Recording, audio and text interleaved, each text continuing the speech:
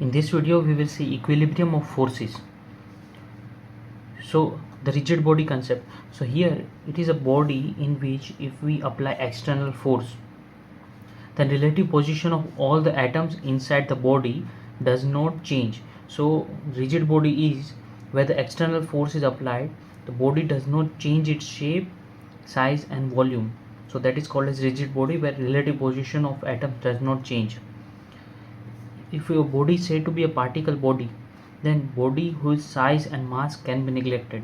So these kind of words are used in different questions, so we have to solve it as by assuming this concept, where we have to neglect the mass and size if it is a particle body, and the rigid body, it does not change shape, size and volume.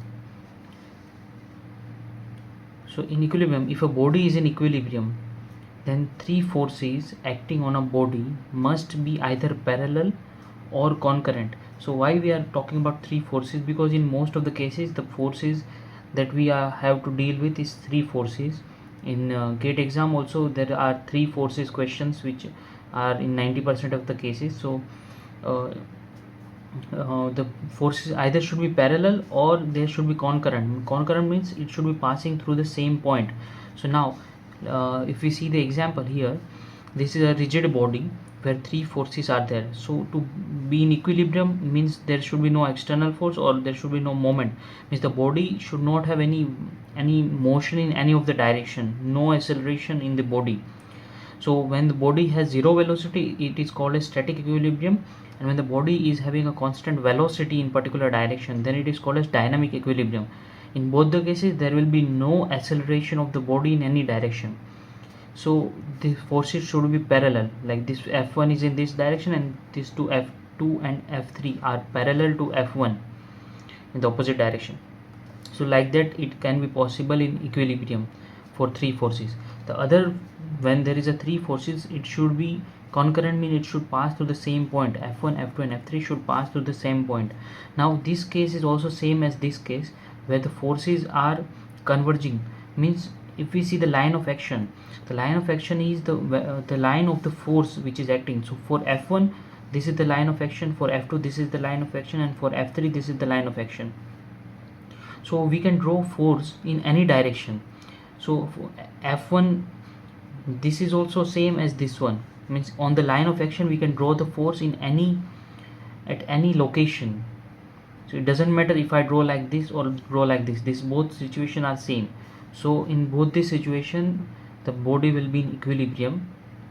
That can be possible. Okay, so to solve this kind of forces, there is one important Lami's theorem which is very useful. So this three force case is here, where F1, F2 and F3 are acting at three different angles. So F1 is opposite to theta 1 angle, which is the angle between F2 and F3. F2 is between F1 and F3, which is theta 2 angle.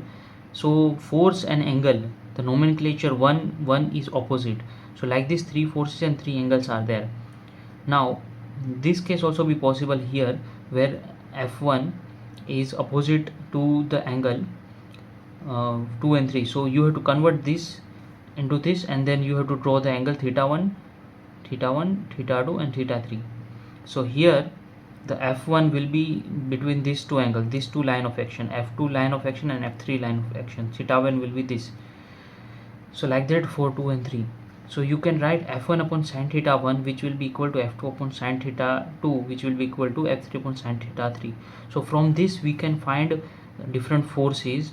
If two forces or one force and angles are given, then we can find different forces. So this equation is extremely useful for GATE examination, because direct question is asked from this concept.